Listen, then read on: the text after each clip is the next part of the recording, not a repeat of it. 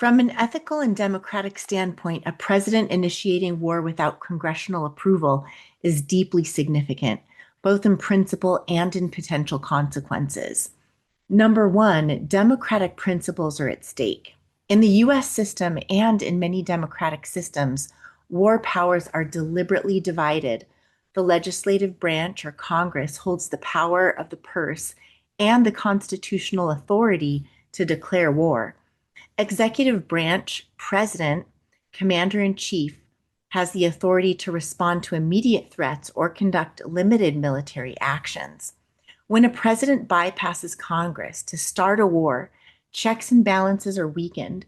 This undermines the foundational idea that no single branch should wield unchecked power.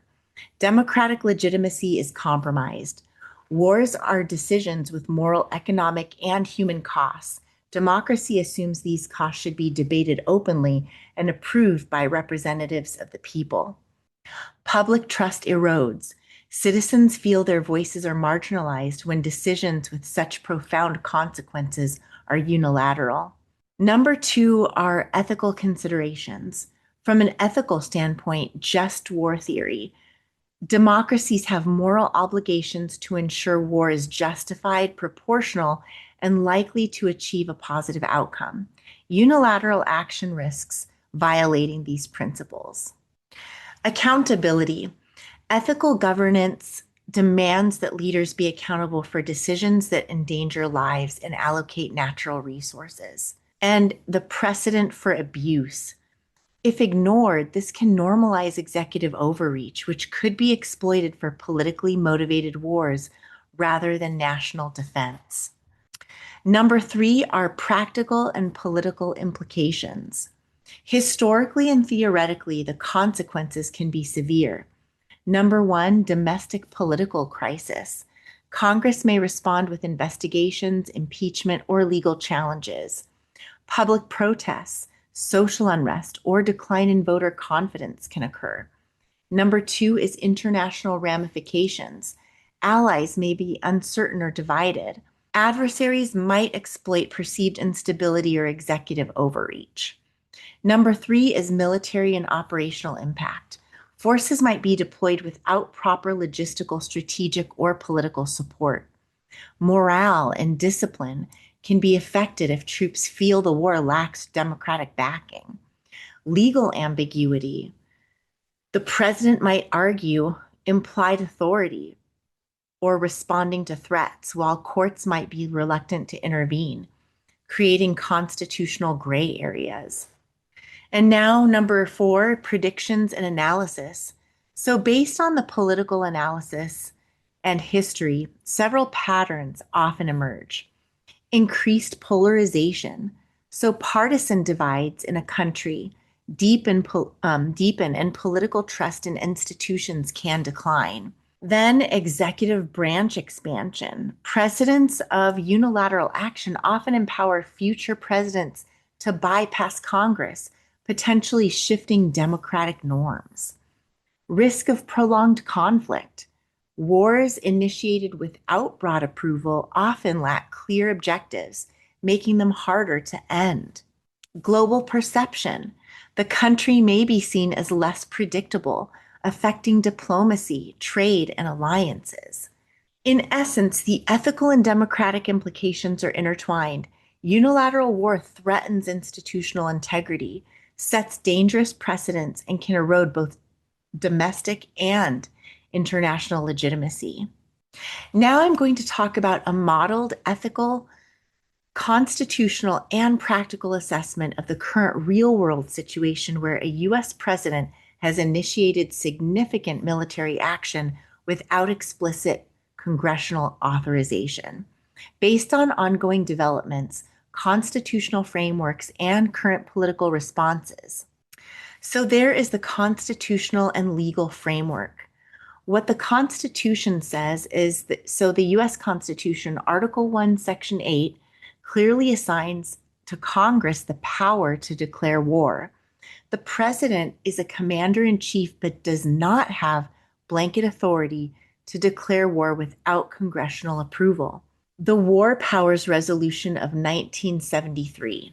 So this statute attempts to balance executive action and congressional authority by requiring presidential notification to Congress within 48 hours of military involvement, withdrawal of forces after 60 days unless Congress authorizes continued hostilities. In practice, presidents interpret this differently, and over decades, the executive branch has conducted military actions without formal congressional authorization by framing them as limited strikes, emergent threats, or non-declared hostilities. And number two, the real world situation as of March 2026. So the president's military actions. Recently, the US military strikes against Iran, including a precision attack that reportedly killed key leadership, were carried out without a formal congressional declaration or authorization of war. According to reports, the administration frames the operation as necessary to neutralize threats and sometimes as part of an allied action with another country. Critics argue this constitutes a war of choice rather than a response to an imminent attack. Number three is ethical and democratic implications. So, erosion of constitutional checks and balances. When the executive initiates extended military campaigns without congressional approval, it shifts war-making authority away from the legislator and completely undermines the framers' balance of power.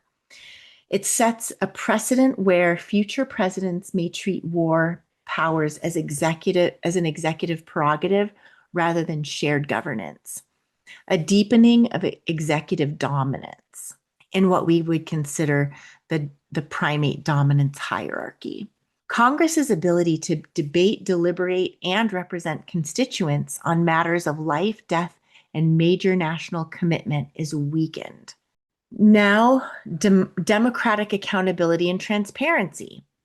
Ethical democratic governance rests on public debate, transparency, and justification for military actions that involve loss of life and national resources. Bypassing Congress reduces deliberative accountability, discourages meaningful debate, and can erode trust in governmental institutions. Strategic risk of moral costs.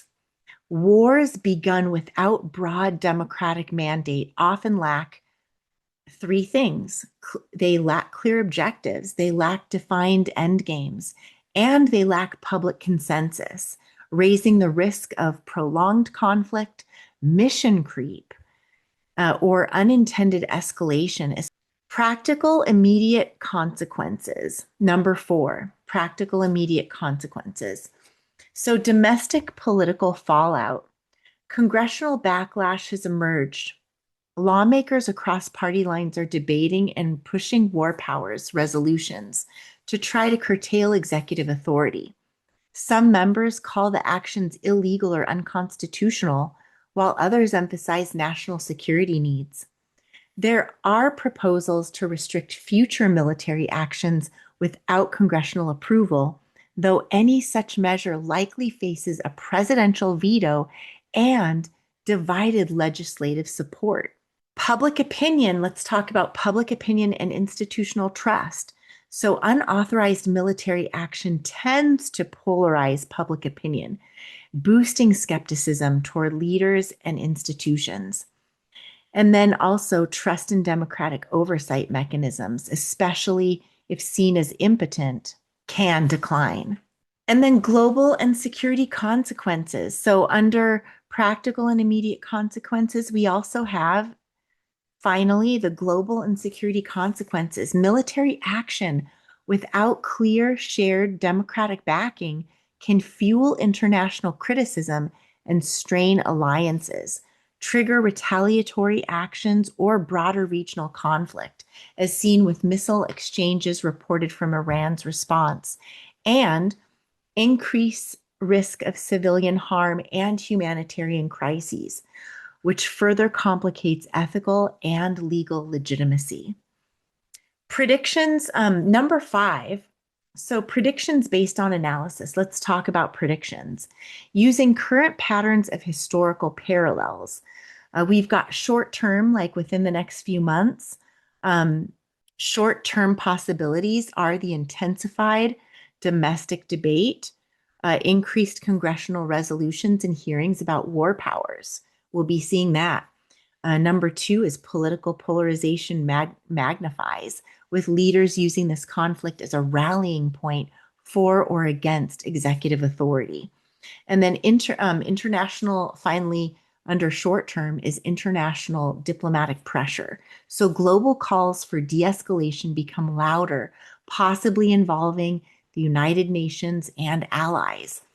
In the medium term, let's talk about the medium term. This is 1 to 2 years. Continued executive actions without legislative approval unless Congress achieves a clear majority willing to override vetoes or compel compliance. Legal challenges, lawsuits, and constitutional arguments may arise, testing war powers in courts. And also, finally, under the medium 1 to 2 years, public fatigue and backlash as casualty numbers, costs, or economic impacts mount. Domestic opposition to prolonged conflicts typically will grow. And then long term, so in the next 2 years, unless reformed, executive war powers may become normalized and effectively weaken the role of Congress in war decisions. And that weakens the integrity of the structure of our democracy. Um, Also, in the other long term, beyond 2 years, democratic legitimacy in terms of both domestic governance and international standing may be further strained if citizens increasingly view major war decisions as outside the democratic process. Number 6, we have core insights and key takeaways. So there are 3 things that I want to talk about here: the ethical concerns, the constitutional balance, and the predictive pattern. So for ethical concern, war decisions inherently involving human rights, human life, and national direction should be debated and authorized by the representatives of the people. Acting otherwise risks eroding democratic norms. Constitutional balance.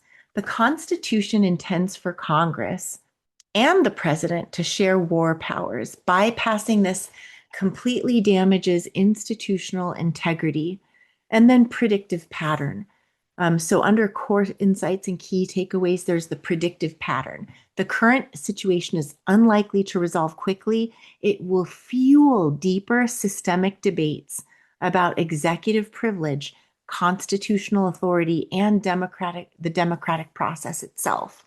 If a president initiates or conducts war without congressional approval, the implications for civil liberties in a democracy can be profound. Even if not immediately obvious, here is a careful breakdown. And there are 6 points here. There's the expansion of executive authority, the erosion of legislative oversight, the increased surveillance and restrictions, and the normalization of preemptive or covert actions, the polarization of legal ambiguity, and the potential predictive trajectory. And this all involves civil liberties at home. And that's why one unilateral movement can have a cascading impact on a democracy. Expansion of executive authority. So wars often justify emergency powers, surveillance, or restriction on movement in the name of national security. Unchecked executive action sets a precedent for bypassing normal legal safeguards, making it easier for future administrations or the current one to expand authority beyond war into domestic policy. Historical parallels.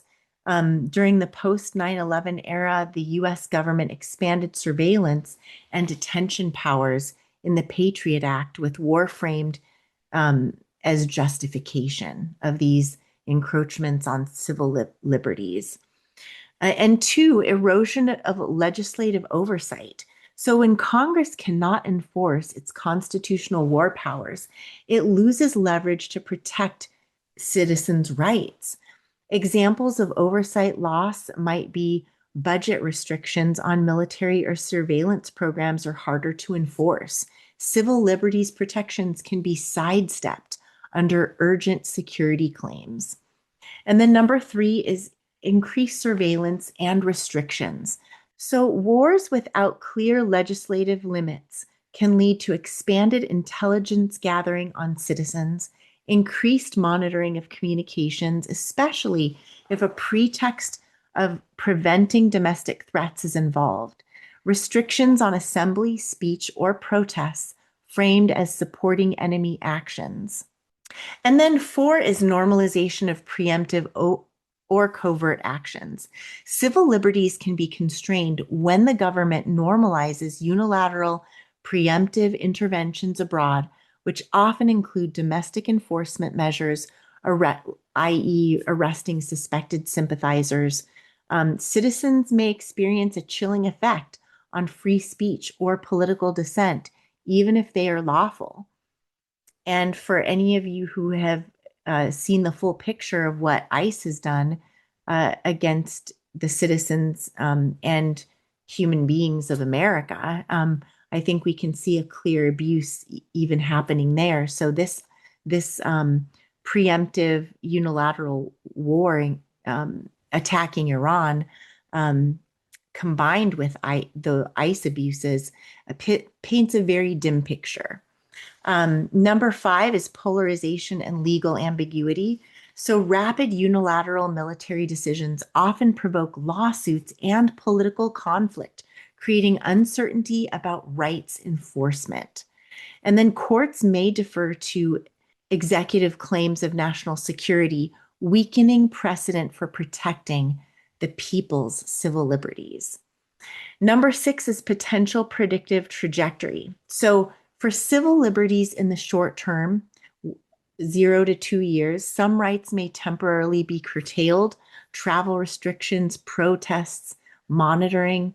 Medium term, 2 to 5 years, expanding executive authority risks codifying emergency powers into law, increasing domestic surveillance. And long term, the 5+ year mark, if unchecked, a precedent for bypassing Congress could normalize a weaker civilian oversight, making civil liberties more vulnerable to future crises, even outside of wartime. So here, civil liberties are often the first collateral in unapproved or unilateral wars. The erosion is usually gradual, though through expanded executive powers, surveillance, and emergency prerogatives. But the long-term effect can reshape democratic protections, weakening citizen accountability and oversight.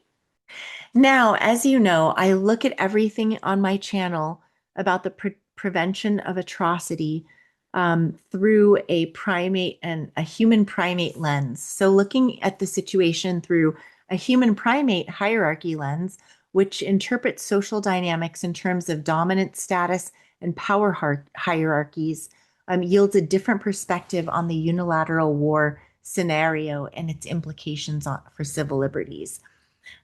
Executive as alpha. So in a primate hierarchy, the president acts as an alpha, asserting dominance over both the legislative branch and external rivals.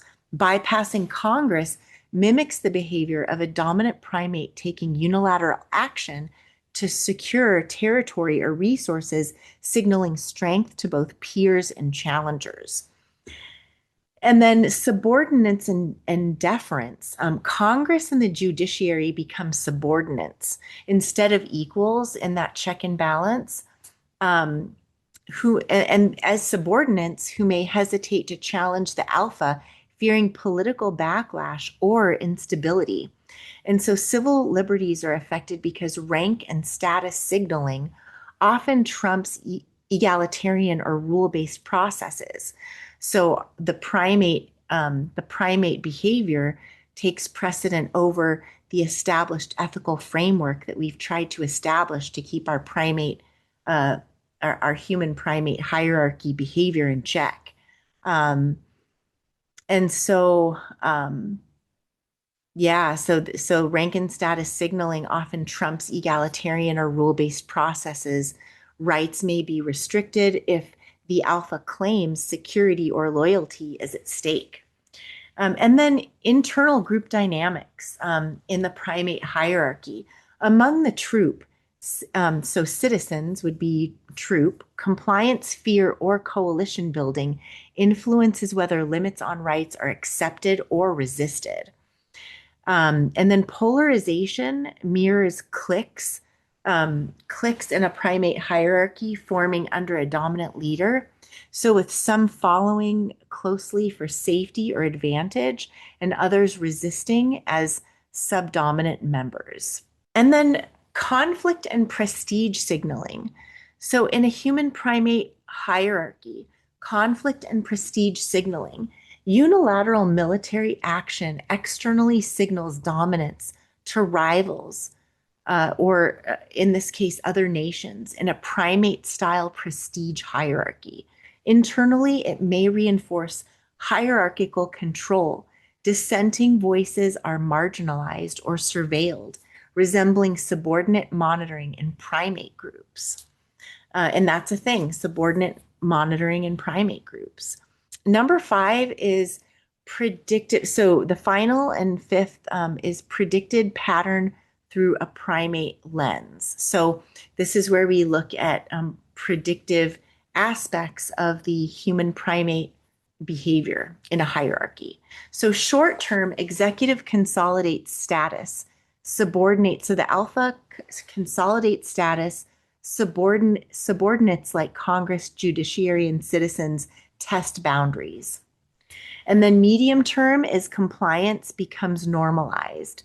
Civil liberties are gradually constrained as hierarchy is reinforced. And then in the long term, under the human primate hierarchical behavioral lens, we've got the precedent of the alpha dominance sets a hierarchy where future leaders may also bypass collaborative governance, reinforcing power-centric norms over democratic equality. So, from a primate hierarchy perspective, unilateral war is an assertion of alpha dominance. Civil liberties are a secondary concern. They are constrained as the alpha reinforces status, punishes or monitors subordinates, and signals power both internally and externally. The system becomes less cooperative, more top down, and survival of weaker members depends on alignment or subordination. So, human primates are sensitive to status and alpha behavior, all of us, me included. When a dominant leader asserts unilateral control, the normal checks and protections, laws, constitutions, oversight institutions can be ignored or overridden. Systems designed to limit our own human primate behavior and hierarchies can be ignored and destroyed. Systems designed to limit access, like war powers, surveillance rules, and financial oversight, are vulnerable in a human primate hierarchy if the alpha signals that power and survival depend on loyalty instead of law. So when in any primate hierarchy, when the demand is loyalty instead of the foundational ethics that humans have developed to protect us from ourselves, that becomes very dangerous, and that is a sign of a toxic primate hierarchy that is dominance based, and you tend to see a lot of abuse and a lot of atrocity in those types of systems. Subordinate compliance and herd behavior. So in a human primate hierarchy, you have subordinate compliance and herd behavior. And so just as lower ranking primates defer to dominance, human primates in positions of power, so legislators, bureaucrats, judges, may acquiesce to authority even when it violates the very rules they're supposed to uphold. And this creates a cascade effect. The more subordinates that comply out of fear or opportunism, the weaker the system becomes. So it's not just a fear-based compliance, but also when people are compliant due to opportunism, they weaken the system. And then hierarchy encourages short-term gains over long-term protection. So primate hierarchies reward immediate displays of power over abstract rules, over ethics, over the foundations that have been built that can feel abstract to the average person. Systems like constitutions or rights frameworks are long-term protection structures against our human primate nature in hierarchies, in primate hierarchy, which can be ignored when leaders prioritize prestige, dominance, and status signaling. Status signaling is a human primate hierarchy term. It's also a term in other behavioral anthropology related to other primate hierarchies. Let's talk about normalization of overreach. Once the alpha overrides protections without consequence, norms shift. What was illegal or unethical becomes acceptable behavior. Future leaders are socialized to mimic dominance, gradually dismantling the very safeguards designed to protect society from the misuse of power and a more toxic form of dominance behavior in human primate hierarchies. And the feedback loops and fragile institutions. So let's look at this from a behavioral anthropology lens of human primate hierarchies. In primate groups, unchecked dominance can destabilize the troop. In humans, the same principle applies. Laws and institutions remain on paper, but lose real efficacy. Citizens' rights and protections erode because the enforcement mechanisms are weakened, and systems designed to protect us from ourselves, like war oversight, civil liberty protections, financial regulation, can fail under human primate concentrated dominance. Bottom line, human hierarchical instincts, and I'll re-say this, human primate hierarchical instincts, because biologically, we are biologically wired as human primates. Dominance, status signaling, and fear of challenging alpha figures can systematically erode protections built to prevent excesses and abuses and atrocities. Even robust institutions are fragile when social instincts prioritize obedience, survival, and prestige and loyalty over rules, creating a path where safeguards exist in theory but are hollow in practice. Thank you for tuning in for this analysis of presidential overreach and unilateral war.